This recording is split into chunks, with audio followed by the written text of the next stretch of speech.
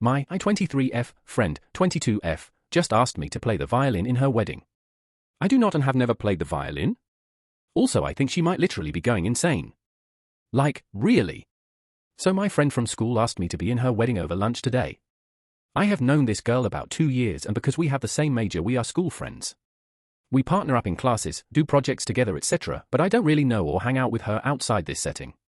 Anyway, she asked me to be in her wedding, I assumed as a bridesmaid. But I was wrong. She said she had had a dream of her perfect wedding and it was so beautiful she woke up crying, wrote it all down and cried for hours because it was just so beautiful and perfect. She even made some sketches and said this was a vision from God of her wedding, and she couldn't even explain the warmth and ecstatic love to me because she didn't have the words, but that she would do anything to capture it perfectly. She then likened herself to an artist with divine inspiration and went on for about 20 minutes about the details of her inspiration and how beautiful and uniting this wedding would be. That it would change lives and be so much more than a ceremony, and that the execution was so perfect it would be more of a visual statement, an artistic dedication to love that everyone would be a living part of. In this beautiful perfect wedding, I am to the front left on the aisle, playing violin as her guests arrive. In a long white gown, feathered and beaded and soft, very romantic. I'll know it when I see it. I laughed and told her I've never played the violin before and as such may have a hard time performing for her guests. She told me that I had a year to learn and that this was extremely important to her. I looked at what I could of her beautiful wedding notes. They seemed really insane.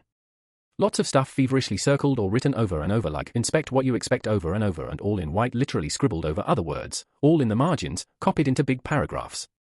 The part she showed me of my role just said, my name, violin, soft and complex, beautiful and intricate, a concerto, lots of detail. Wow, the guests. I don't know how to play violin at all.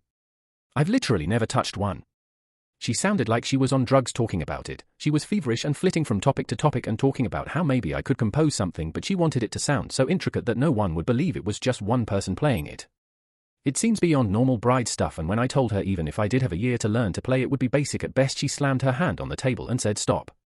Then went right back to her cheery, excited talk about her divine wedding. I very gently tried to refuse, and told her that this wedding sounded really important and that I would be happy to try to find a professional to play for her, and she just said no, it has to be you. I'm sure of it.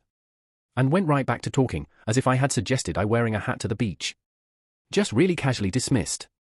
Then she dropped a bomb. Besides, I already bought your violin and it was almost $2,000. What? I don't know how to play. I told her she was being insane, but she just kept making no noises or putting up her hands or saying enough. Eventually she just said the violin would be here in a few weeks and that I needed to find someone that gives lessons and learn, and that she believed in me. She told me that worst case scenario, I get to learn a skill most people would love to learn, and that if I do well, I can have the violin as payment. I don't want a violin. I don't play. Then she left, and here I am dumbfounded.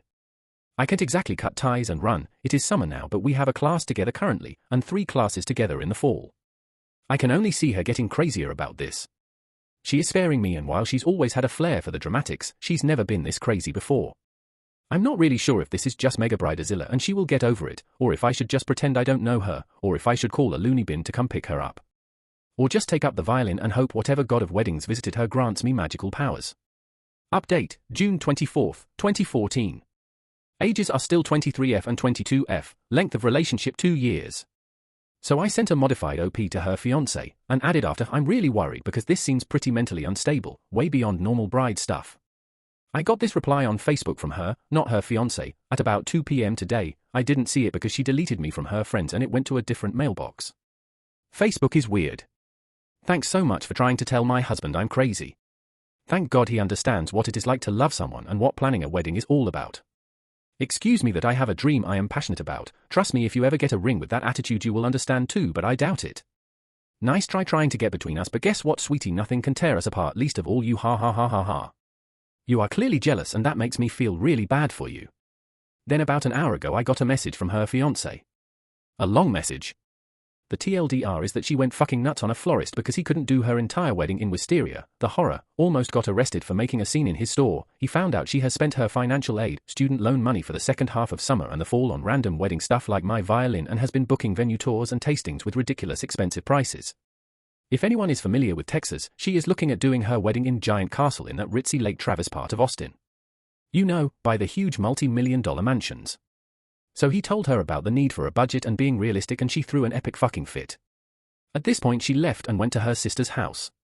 I messaged him back saying that she may be bipolar and in a manic state, and to ask her sister to maybe get her to a doctor, but he was more upset and focused on being hurt at what she had said to him about the wedding than her.